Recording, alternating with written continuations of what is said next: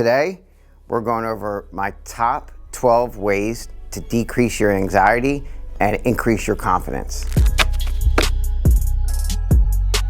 I want to state though, a lot of this is my own experience through trial and error and just going through life and making mistakes and having some successes. So this is not necessarily based on behavioral science. In fact, most of it is not. I really want to see behavioral science start to address this area. The first way to decrease your anxiety and increase your confidence is, I would suggest, regular routine of covert rehearsal. So these elite Olympic and professional athletes in sports do this all the time. And for some reason, when it comes to the professional world and the dating world and just relationships in general and all the social anxiety that we have, for some reason, we don't really focus a whole lot on this imagery, or so to speak. So I know with behavioral science, this is something that is often a touchy subject, and it's addressed a little bit through ACT, or acceptance commitment therapy. But these elite athletes and some of these movie stars, like you have Will Smith, Oprah Winfrey, you have Arnold Schwarzenegger, from politicians to athletes to actors, they all do the same thing. They constantly rehearse what they want, not what they don't want. Sometimes I talk to my daughter about this before she goes out for gymnastics. She competes at a high level, and before she gets on a balance beam, one of her common challenges is a certain maneuver. So I don't even know what they call it, but it might be a certain technique that she has challenges with. I'm constantly coaching her and reminding her to think about the success, just to imagine the covert imagery of the perfect routine. It came in handy for me. Just to tell you a very personal situation, it was kind of embarrassing. So a couple weeks ago, we had a workshop here in New Jersey, and it was about growing up with B.F. Skinner, and my mentor was there, and I was on the spot with a couple hundred people looking at me, and the strangest feeling came over me in front of these people. I looked over and saw that my water bottle was not there, and some of my materials were missing, and I have borderline diabetes, and my mouth was really dry. And all of a sudden I had this surge of heat, feel like it came from my feet all the way up my body. And there was a moment when I felt like just running off the stage of anxiety. I don't know if you've ever felt that way, but it's a really bad feeling. And I felt like running off the stage. However, all I did was go back to some of the rehearsal that I've done before the presentation. And what I did is I just pictured the audience nodding their heads and smiling. Okay, my second example, or hack or tip on how to decrease your anxiety and increase your confidence is just, it's not rocket science, just simply frequent, regular exercise. So I would also suggest close in the temporal proximity from the time you have to do something that's anxiety producing. Like say, for example, you have to go out in front of a group of people and speak. I'd highly suggest, and physicians and most medical professionals will also encourage you to exercise, because it releases these endorphins that act almost as though they're like antidepressants. So certain parts of the hippocampus actually release these endorphins when you exercise. So before you go do something that's very anxiety producing, such as doing a public speaking event or speaking to that girl or that guy that you're a little bit nervous to, exercise first, because you'll release those natural endorphins and your body will gain some momentum and you'll feel good. So my third hack on how to decrease your anxiety and increase your confidence would be just, your appearance. So you're gonna feel so much more confident and a little bit less anxiety when you wear your most favorite clothing. So in other words, like if you have a certain pair of lucky shoes or a certain lucky shirt or things that you're very comfortable in, it's going to make you feel better. So the better you feel, the more likely you're going to feel confident. So just think about exactly what you're going to wear before some kind of anxiety-producing event. Hack number 4 to potentially decrease your anxiety and increase your confidence.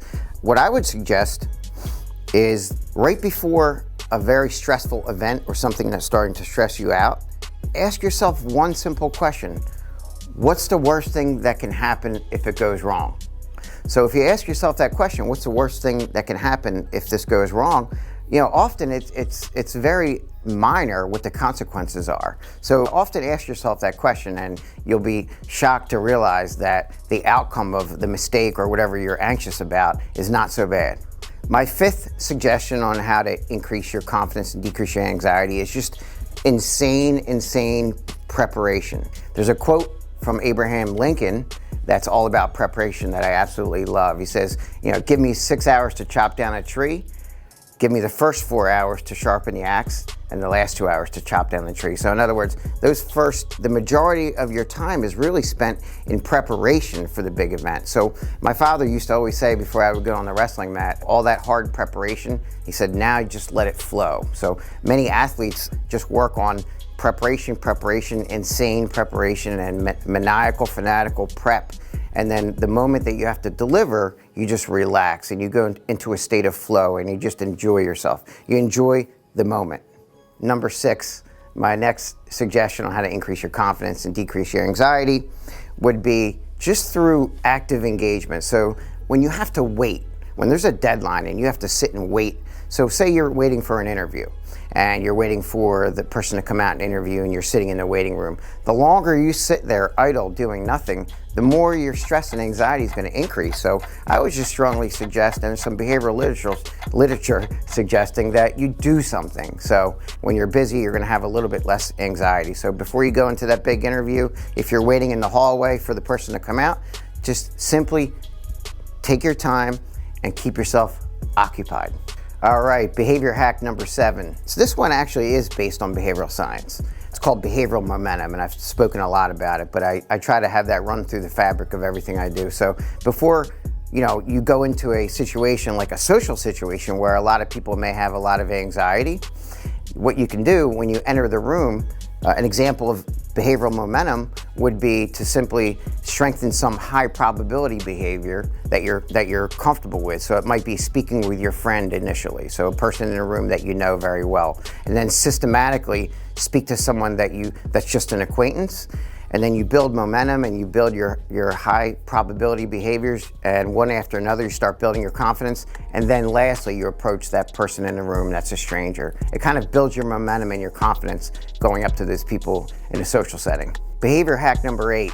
I strongly suggest you write down all of your successes. So before you go into an anxious situation or an unpleasant one or one that might produce a lot of anxiety, just keep a list of all your successes and successive approximations or small successes that lead up to that moment.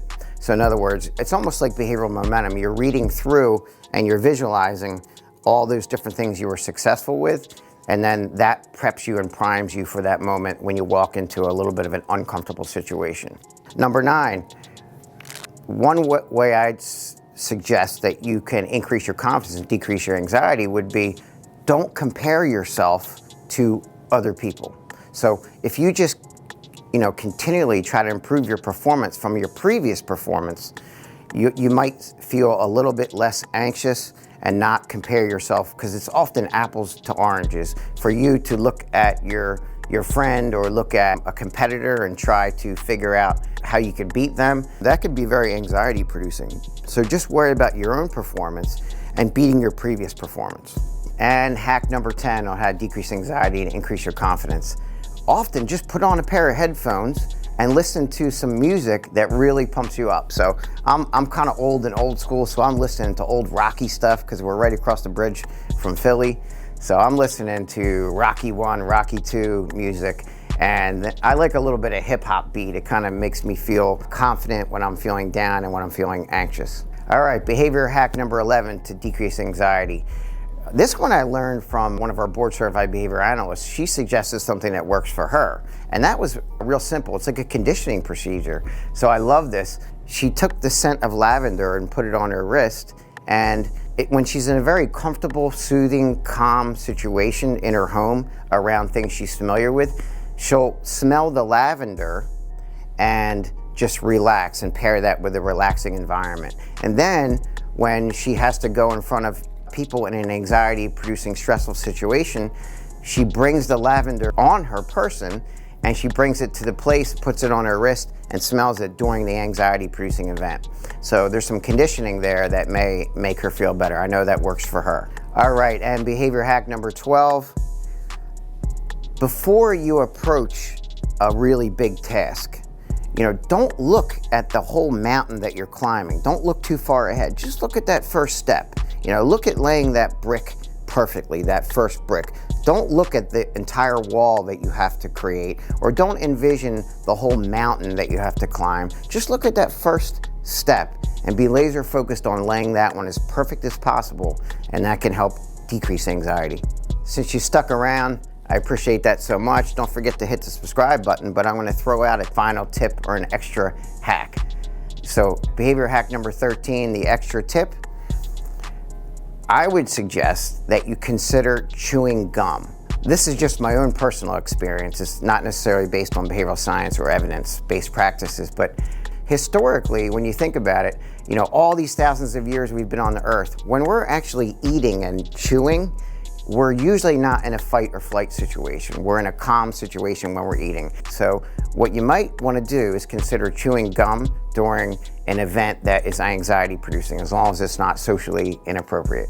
Behavior investigators and people interested in human behavior, thanks so much for joining us again. Hit that subscribe button and the bell if you want to be notified.